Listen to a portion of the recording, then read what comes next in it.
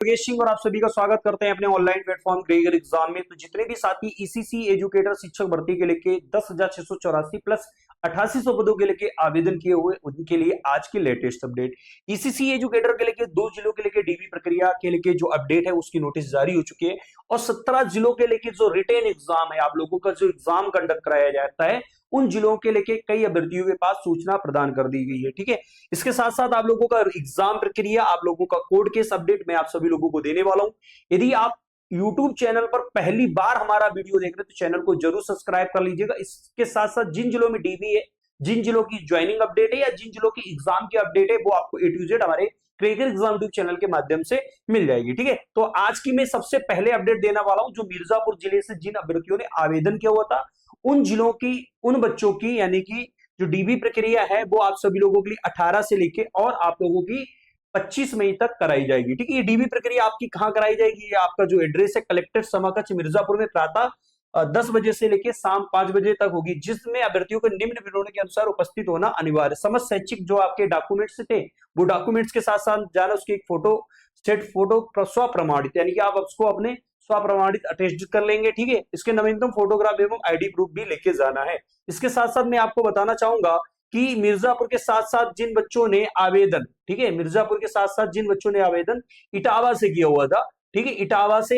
याद रखना, 2 जिलों में अभी जो ज्वाइनिंग प्रक्रिया है या डीबी प्रक्रिया है उस पर मैं अपडेट देने वाला हूं।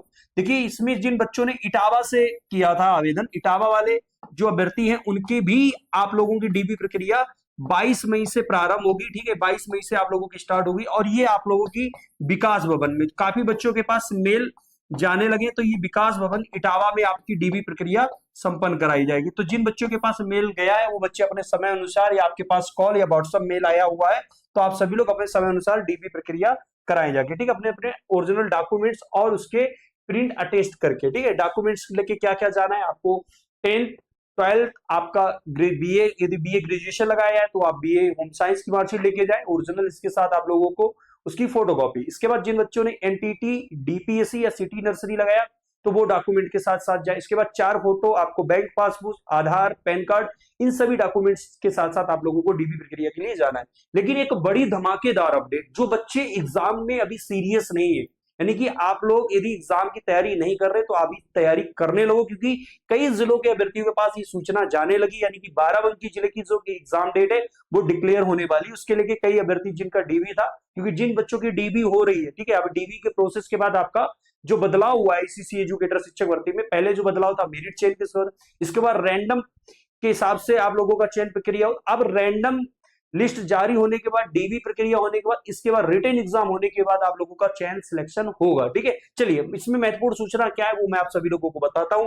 सबसे पहले ईसीसी एजुकेटर शिक्षक भर्ती बाराबंकी उत्तर प्रदेश, बेसिक शिक्षा विभाग, जनपद बाराबंकी उत्तर प्रदेश में सेवा आयोजन के माध्यम से वर्ष 2025 में स्वीकृत ईसीसी एजुकेटर पद मार्च 2026 प्रकाशित विज्ञापित के क्रम में आवेदन करने वाले ऐसे अभ्यर्थी जिन्होंने दिनांक 28, 29, 30, ठीक है, इस जिले की डीबी प्रक्रिया हो गई थी, जो कि ब्लॉक संसाधन केंद्र बीआरसी बड़ेल, कंपोजिट विद्यालय बड़ेल, विकास खंड बंकी, जनपद बाराबंकी में उपस्थित होकर आपने अभिलेखों को सत्यापन कराया था, उन्हें सूचित किया जाता है कि ईसीसी एजुकेटर पद चयन प्रक्रिया के लिए अंतर्गत लिखित परीक्षा का शीघ्र प्रस्तावित है। परीक्षा तिथि आप एवं परीक्षा केंद्र की सूचना पृथक से उपलब्ध कराई जाएगी। यह संदेश ब्रॉडकास्ट के माध्यम से भेजा गया है। यदि आपके पास यह सूचना प्राप्त हो गई है तो कृपया रिप्लाई अवश्य करें, आवश्यक सूचना उपलब्ध कराएं।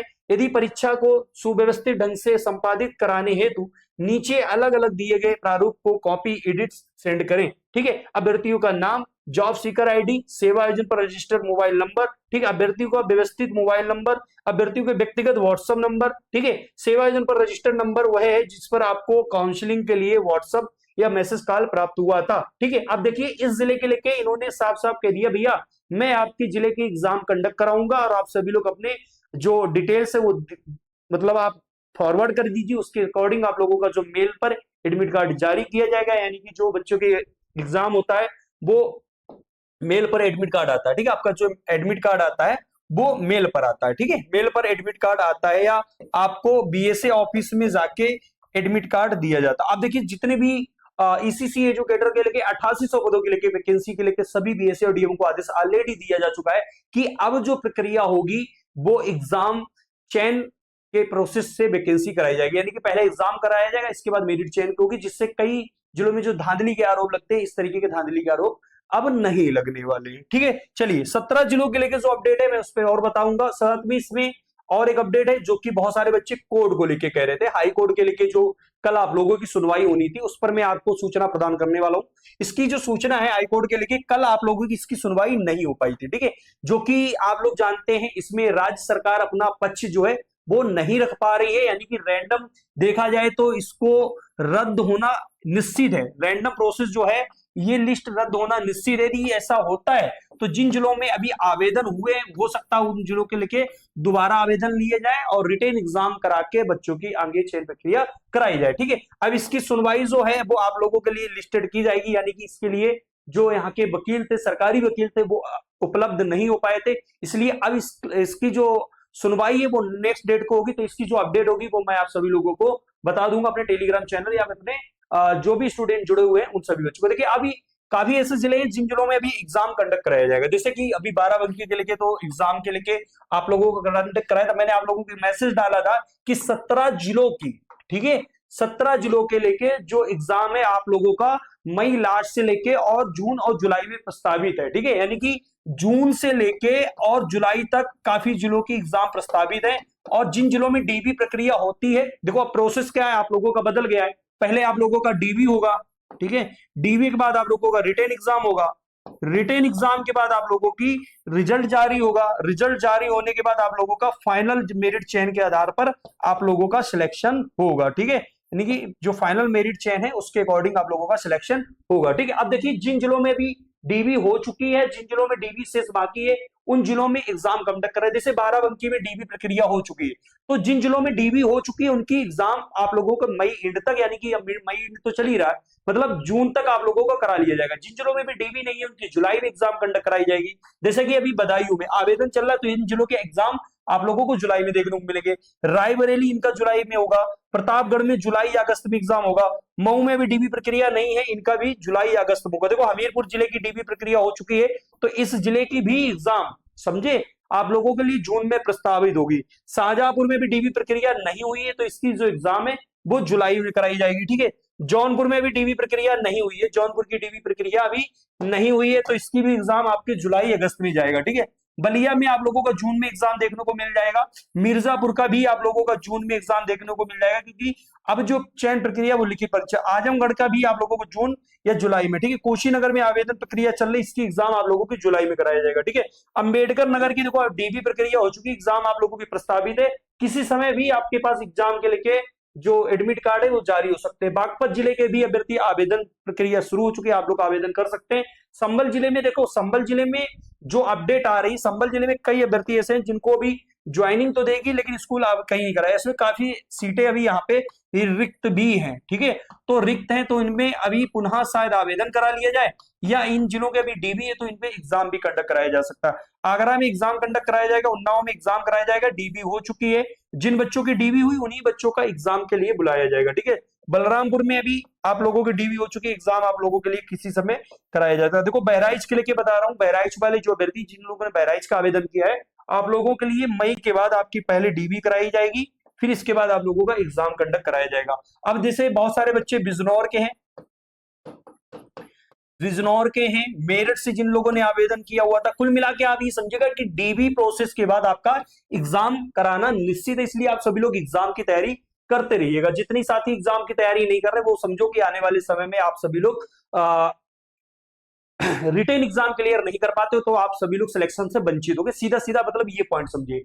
ये 8800 पदों के लेके आपकी जिले वाइज भर्ती प्रक्रिया, यानी कि 8800 जिले में किसी भी जिले की भी नियुक्ति नहीं हुई है, जिन जिलों में डीबी हो चुकी है उन जिलों में एग्जाम कंडक्ट कराया जाएगा, फिर इसके बाद मेरिट चयन का आधार किया जाएगा। जैसे कासगंज, ठीक है, कासगंज में इसमें क्या होगा, डीबी हो चुकी है, अभी बच्चों का एग्जाम कंडक्ट कराया जाएगा, जिन बच्चों का डीबी हुआ उन बच्चों को एग्जाम की तैयारी करने स्टार्ट कर दें। ठीक है, और अलीगढ़ में भी डीबी प्रक्रिया हुई, एग्जाम कंडक्ट कराया जाएगा, इस बात याद रखना आप सभी लोग। ठीक है, और कोर्ट का क्या फैसला आता है उसके लिए आप सभी लोग थोड़ा सा समय इंतजार करिएगा, बाद बाकी हमारी जो A to Z इंफॉर्मेशन होती है वो टेलीग्राम चैनल पर आपको मिल जाती है। तो आप सभी लोग टेलीग्राम चैनल को ज्वाइन कर लीजिएगा और अपने दोस्तों मित्रों को भी शेयर कर दीजिएगा, ठीक है। ईसीसी एजुकेटर के लेके आप सभी लोगों का जो सिलेक्शन बैच है ईसीसी एजुकेटर के लेके, इसमें ऑलमोस्ट लगभग 60% सिलेबस आप लोगों का कवर करा दिया गया। तो इस सिलेक्शन बैच ओनली मैंने आप लोगों को बताया था 399 रुपए में।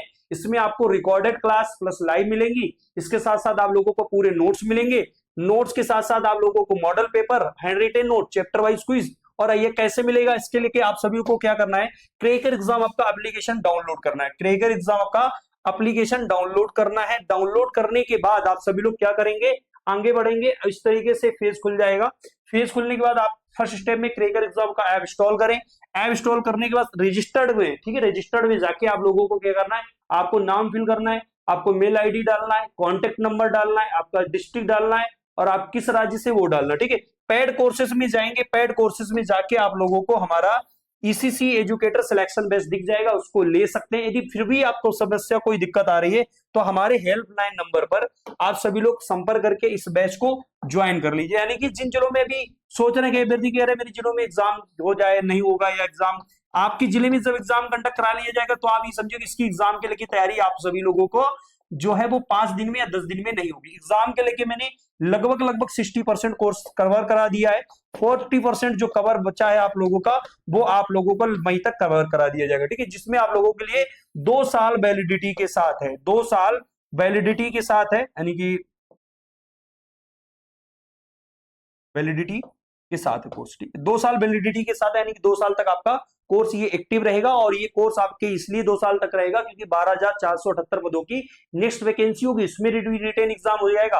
अभी अनुदेशक के लेके होम साइंस वाली जो महिलाएं वो फॉर्म भर दीजिएगा, क्योंकि अनुदेशक में भी होम साइंस की जो अभ्यर्थी वो आवेदन कर सकते हैं, वो गृह विज्ञान पढ़ाने के लिए, ठीक है। लेकिन गृह विज्ञान पढ़ाने के लिए आपकी आवश्यकता पड़ती है तो आप लोग अनुदेशक का भी फॉर्म भर दीजिए, ठीक है। तो जितने साथी अभी ईसीसी एजुकेटर के लेके जो रिटेन एग्जाम है उसके लेके तैयारी नहीं शुरू की तो आप लोग तैयारी शुरू कर दीजिएगा। किसी प्रकार कोई दिक्कत आती, कोई समस्या आती है तो कमेंट बॉक्स में कमेंट करिए, ठीक है। जो कि आज की यही अपडेट थी।